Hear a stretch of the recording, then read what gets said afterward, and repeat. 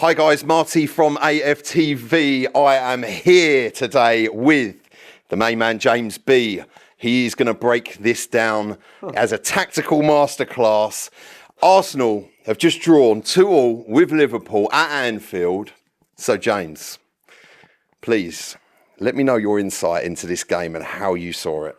I love the energy you're bringing, but I've been mocked a lot for that draw at the Etihad a few years ago. Let's not make it out that... I've been mocked for the energy as well. Yeah, let's not make it out that this was some masterclass. Look, Arsenal I said on the watch, Arsenal have a lot of problems. Yeah. A lot of problems. It's been a bad week. There are so many negatives. This is a fan cam about one particular game. So if people want to go and find me complaining about the major problems, forever Arsenal's out there.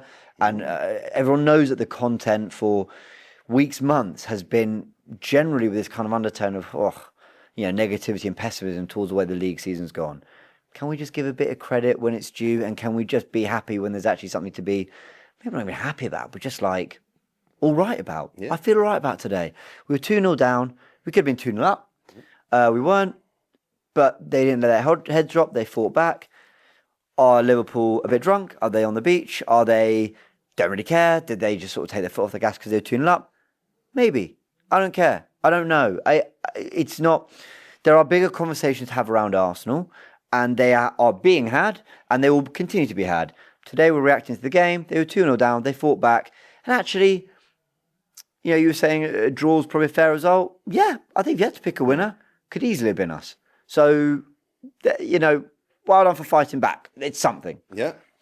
That's pretty much it. Okay, the first goal. So let's go for the first goal. So for me, obviously that chance, they break on us very quickly. Like you said, we started very quickly. For me, Saliba and or Kirior need to do better with their marker in the middle there. Yeah. I think that was pretty criminal, and it gives them a huge leg up in the game. Yeah, I mean, but we are dealing with one of the best midfield runners in Szoboszlai. He makes a great run. Salah's pass. I think Lewis Kelly did well to shut out Salah as a dribbler for a lot of today. But what makes Salah such a world-class player, what makes him, for me, the best right winger I've seen in the Premier League, is that he will kill you in different ways. So that when he plays a lovely pass into Szoboszlai, and I think also you talk about blame. I don't really look at Kivior so much. I think Saliba's played Szoboszlai on side, and then he's not covered for Diaz. And Saliba's not really been himself for a little while. I think that's fair to say. I think the Bernabeu, that he made the mistake of the Bernabeu, but otherwise that was the last time I thought, wow, that's the Saliba we know. Other than that, I think we need to learn from what Liverpool do well, because they were cutting right through us. And the reason they're doing that is because they had runners time and time again. There's some good little clips and footage and photos of moments, and Martinelli was making runs and asking for the ball. We are not very good at cutting through teams. We're not very good at actually even just making the run in the first place, so that we got the opportunity to cut through a team.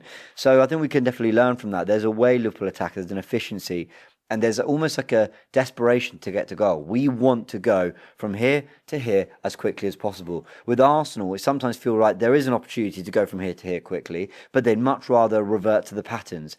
So that's the one thing. Having said that, sometimes the patterns work, and you saw that with the goal. Ødegaard picking the ball up in the right, half space like he would. Was it Saka or White gives it to him? He has a shot, and Marina's the box-to-box runner. Makes sure to follow that up. That is coach. Arsenal have been doing that for years. The left 8 bombs on while Ødegaard drops in the pocket to get on the ball. We've seen that, albeit a little bit of luck because Alisson tips onto the post, but whatever, we earned it. And you certainly see that with Trossard getting the ball and whipping the ball into an area that Martinelli's in. Now, to be fair, rarely do you see them swapping, but ultimately Arsenal took their time, worked the ball out wide, and delivered a good ball for Martinelli to head into the back of the net. Now, automisms, if that's the word, and patterns and all that, and the coaching is a good thing. There are positives in that. We should add a little bit more chaos. So you saw some of the best of Arsenal today and some of the football we played. Not the best. You saw some good things. You can see why we're a good coach team at times.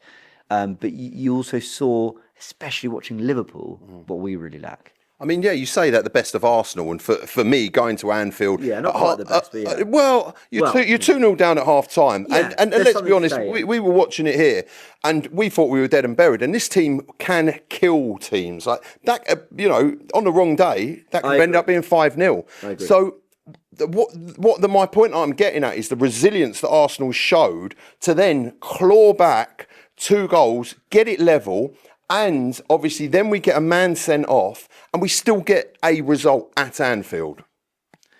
Yeah, the thing is, I don't know if I'm holding a grudge because this season, resilience doesn't quite feel like the word. Okay. I feel like we're not as good as we want to be, but we're not as bad as people make out. I think that's where I sit with it. So the fact we drew at Anfield doesn't surprise me that much. So I don't think we're a bad football team. And I said I was on a preview on Redmen TV that all I want Arsenal to at least show is that yes, Liverpool deserve a title winners. Yes, they've been much better than us this season. But the golfing class isn't the 16, 15 points, whatever it is on the league table. And I'd like us to show that. And I actually think in the 2 head-to-head games we've had them this season, we have showed that. But we're also not at their level. And we know that haven't been this season. I think it's more, this week, we've got a draw and a defeat. But I kind of think, it's more Bournemouth last week. That was the come on, that's miles off it. I think we made a good account of ourselves in Paris, but the bigger problems are about the season and going out the competition and all that. And I think we certainly made a good account of ourselves at Liverpool from 2-0 down. So in this week alone, which has been a very negative week for Arsenal, I don't think we've been massively outcoached, massively outclassed, massively outfought, if at all. But you saw where the quality of Salah to Szoboszlai to Diaz, the quality of Hakimi to Doué to Dembele has killed us and maybe actually denied us a little bit more from what we deserve for our efforts this week. But that's not me trying to say, guys, we're a great team, everything's great. No, we have problems. And like I said, I'm not going to go through all of them again now because it can't be every day complaining and bitching and moaning. But we're not as bad as everyone makes out. But we're not where we should be. And that's kind of the story of our season. But I'm happy that for the fans that travelled, for the fans that flew in for this game, for the fans that experienced Anfield for the first time, for the fans who got together to watch this game like we did, for the fans who got up early in Australia, who, stayed up till late in Australia or got up early in the US or, the watch party in Kenya. I'm glad that for those who tune in, who just love watching their football club because it's a massive part of their week, a massive part of their life, I'm glad that the Arsenal players played to try and claw something back. So there is credit in that. Brilliant. And you explained very well how our season's been and all of those points. What I want to know next is what do you want from the rest of the season, the final 2 games? We've got Newcastle coming up at home next Sunday, Super Sunday, and then the following week we've got Southampton. What do you want, what do you need as an Arsenal fan from that? I'd like us to beat Newcastle because it's our last home game of the season, because they played a big part in our season being a bit of a disaster. I think the draw at Newcastle in November was where we started to really fall away in the title race. That's when the gap went to 7 points. We'd drawn to Liverpool the week before, and that's when you went, this is a bit too far already, and we never really clawed it back from there. Well, never at all. And then obviously they destroyed us in the Carabao Cup, and Eddie Howe had Arteta's number a little bit. Now we're going to do it without Marino, without Trossard. I don't know if Rice will be back. So that's going to be a task in itself. But go and get that win. Go and at least end on a high at the Emirates. And at least just Newcastle are coming fighting for something. The top 4 race remains interesting. So I think we need to play our part in that. 4 points in any way we get it, a draw and a win at Southampton, or a win against Newcastle and a draw at Southampton. 4 points will get us second with a pretty, what's the word? Mid 72 points. I think we got 75 points in in Wenger's penultimate season, and we got 5th. We didn't get Champions League football. So it shows you that whether the rest of the league's got more competitive or the race for top 4 is, have to be as good. I don't know what it is, but something has closed that gap, and we might finish second on 72. That's our best case scenario. I actually think we'll probably hit 72, maybe.